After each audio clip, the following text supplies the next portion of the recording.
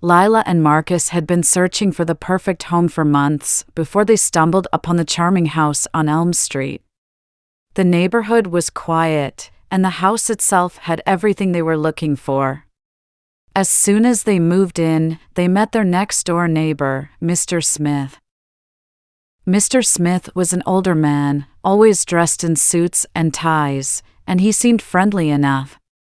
He welcomed Lila and Marcus to the neighborhood and offered to help them in any way he could.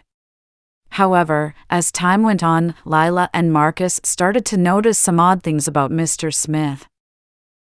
For one, he was always watching them.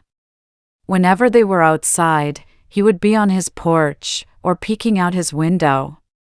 They also noticed that he never had any visitors, and his house always seemed eerily quiet.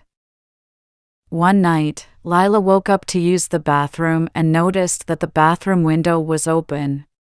She was sure she had closed it before going to bed. As she walked back to her room, she noticed Mr. Smith standing on his porch, staring at their house.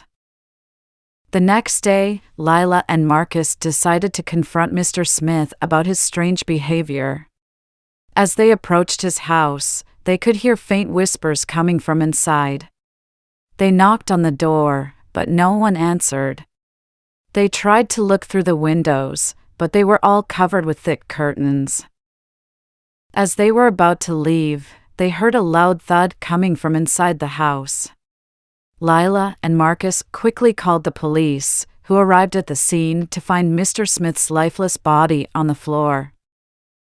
As the investigation unfolded, Lila and Marcus discovered that Mr. Smith had been living a double life. He was a serial killer who had been luring young couples to the neighborhood and murdering them in his basement.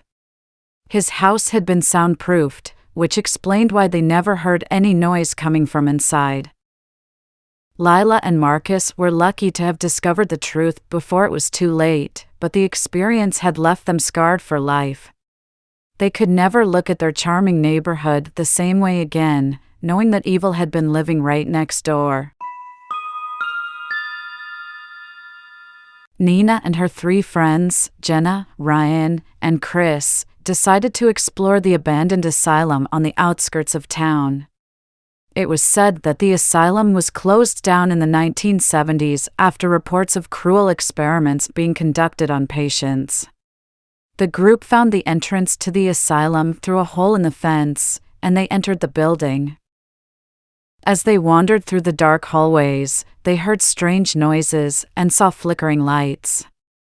The atmosphere was eerie, and the air was thick with the smell of decay. The group split up to cover more ground, but they soon regretted it when they encountered something beyond their imagination. Nina found herself in a room filled with old equipment and chemicals. She saw a figure in the corner, but when she turned on her flashlight, there was nothing there. Suddenly, she felt a cold breath on her neck and heard a whisper in her ear, "Get out." Nina bolted out of the room and ran into Jenna, who was visibly shaken. Jenna told Nina that she saw a group of patients in the hallway, but when she tried to approach them, they disappeared into thin air. Ryan and Chris had their own experiences with strange encounters, and the group decided it was time to leave. As they made their way back to the entrance, they heard footsteps and whispers behind them. Suddenly, a figure in a white coat appeared before them, holding a syringe. The figure said, "You can't leave. You belong here now." The group tried to run, but the doors slammed shut, trapping them inside. The group was forced to navigate through the maze of hallways, avoiding the ghosts of the patients who roamed the asylum. They eventually stumbled upon a room with a strange machine that seemed to be the source of the paranormal activity. They managed to destroy the machine, and the spirits were put to rest. As they finally emerged from the asylum, the group realized that they were forever changed by the experience. They were haunted by the memories of what they saw and felt, and they could never forget the horrors they witnessed.